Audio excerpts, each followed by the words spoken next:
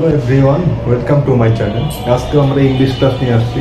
একদিন আমাদের ইংলিশ ক্লাসকে নতুন একটা জিনিস শিখবো, সেটা হলো ক্লজ। ক্লজ এরকম বিভিন্ন ধরনের হতে পারে। এটা হতে পারে নাউন হতে পারে, এক্সিটিভ ক্লজ হতে পারে, তারপর অ্যাডভার্ব ক্লজ হতে পারে। তো প্রথমে আমরা নাউন ক্লজটা তো দেখি আজকে।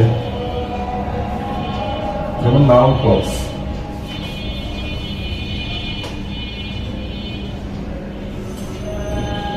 নাউন ক্লজ প্রথমে একটা উদাহরণ দিব, যেরকম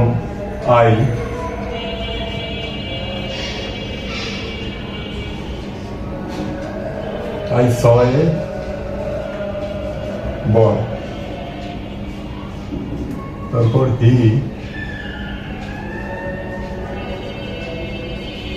was poor.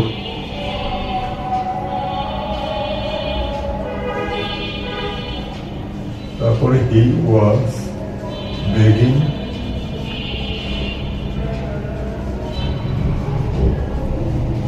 from door to door. এখানে তো তিনটা আছে, তিনটা সেন্টেন্স এটা ইন্ডিকেশন করছে বয়ের উপর। যে আই স এ বয়, এই বয় মানে হি ওয়াজ পোর, মানে সে, আমি একজন বালককে দেখেছিলাম এবং সে ছিল গরিব।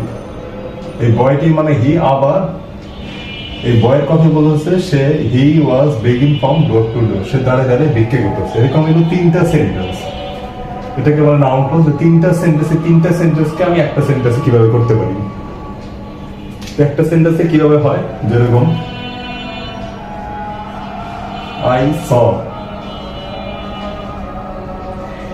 আমরা প্রথম এখানে দ্যাট দিয়ে আই স দ্যাটে যেখানে পোর আছে এবং বয় আছে, আমি বলতে পারি পোর বয়। আই স দ্যাটে পোর বয়, কারণ আমি দ্যাট যেহেতু যুক্ত করলাম, তখন কি হবে, I saw that a poor boy was begging from door to door. এই তিনটা সেন্টেন্স আমি একটা সেন্টেন্সে করলাম। যে প্রথম সেন্টেন্সটা এখানে প্রথমে গেছে আই স এ বয়, হি ওয়াজ পুর এবং হি ওয়াজ বিগিং ফ্রম ডোর টু ডোর। আমি যাকে দেখলাম সে ছিল গরিব এবং সে দাঁড়িয়ে দাঁড়িয়ে ভিক্ষে করতেছিল। এই সেন্টেন্সটা, এই তিনটা সেন্টেন্সটা আমি একটা যদি একটা ক্লজ দ্যাটের মধ্যে আমি যুক্ত করি, এই তিনটা সেন্টেন্স কিভাবে লিখতে হয় সেটা হলো নাউন ক্লজ। কারণ আমি হলো বয় দিয়ে শুধু নামবাচক যে যাকে দিয়ে শুরু করছি সেটা হলো noun clause. I saw that a poor boy was begging from door to door, এইভাবে হলো নাউন ক্লজ।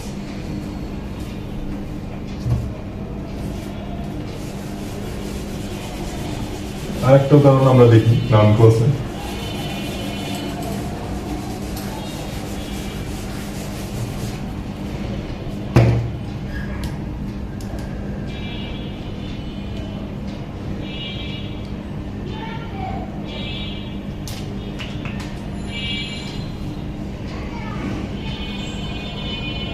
যেমন the work was hard, এবং একটি কাজ ছিল শক্ত মানে কঠিন। he did it, সে এটা করছিল। একটা সেন্টেন্স হলো, তারপর এটা আরেকটা হলো, তিনটা সেন্টেন্স হলো it was known to all, যেটা সবার জানা ছিল। the work was hard, he did it and it was known to all। এটা কিভাবে আমরা করতে পারি,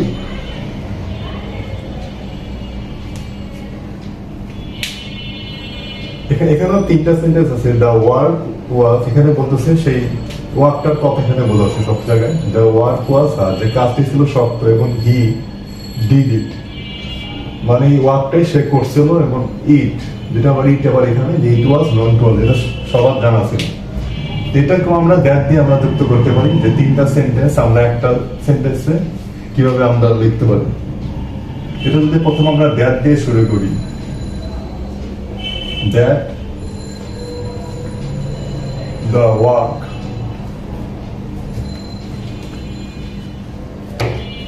that the work was hard, যে কাজটি ছিল কঠিন, তারপর হবে was, এই কাজটি আবার সবার জানা ছিল, নন। তো আচ্ছা, তো হি ডিড ইট, এটা তো দেখা হয় নাই।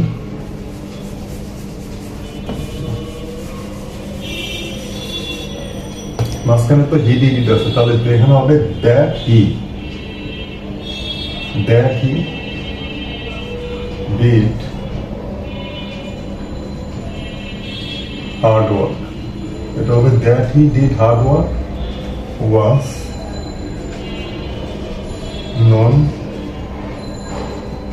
To all.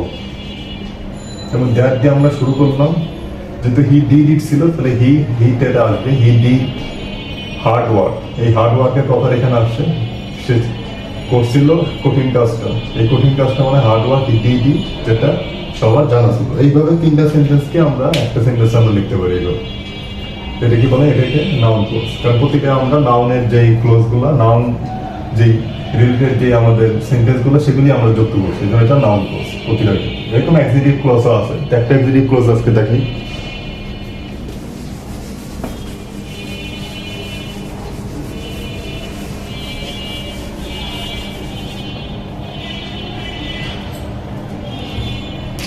পরেরটা দেখা যাচ্ছে এক্সিটিভ close.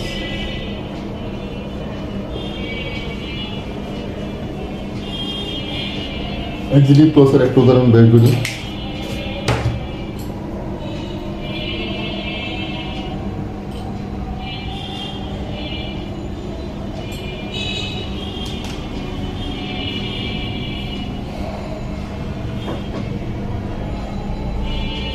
Tom,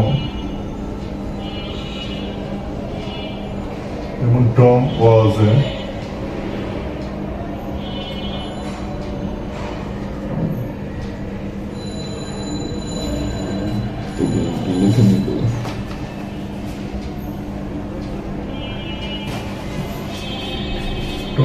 an orphan.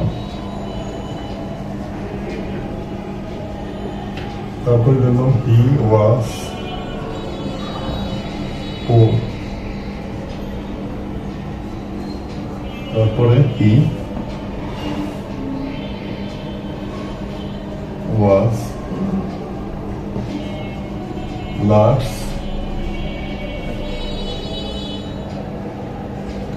hearted. Tom was an orphan, he was poor, and he was larger. এখানেও তিনটা অ্যাডজেক্টিভ আছে, পোর আছে, অরফান আছে।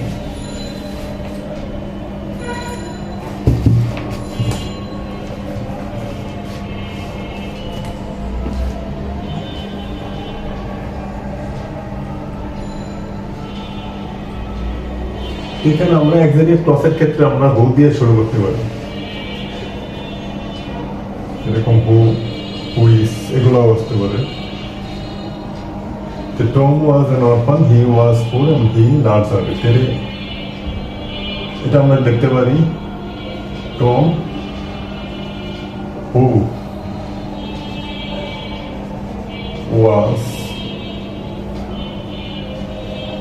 a poor orphan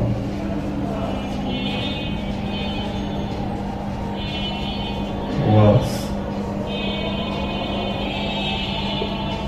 large hearted.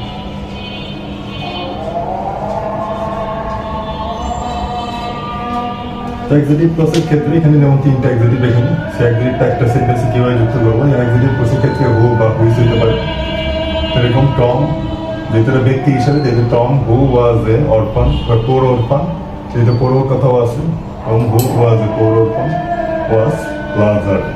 এইভাবে করে আমাদের এক্সিটিভ ক্লজ ও নাউন ক্লজ আমি একটু একটা করে দেখালাম। তো ঠিক আছে বন্ধুরা, আজকে পর্যন্ত। এরকম ক্লজ এরকম আরো নিয়মে আছে, কোনটা আবার দ্যাট, কোনটা হুইস, এগুলো আবার আরেকদিন শেখাবো। তো আজকে এই পর্যন্তই। ভিডিওটি ভালো লাগলে লাইক, কমেন্ট, শেয়ার এবং সাবস্ক্রাইব করুন। ধন্যবাদ সবাইকে, সবাই ভালো থাকুন।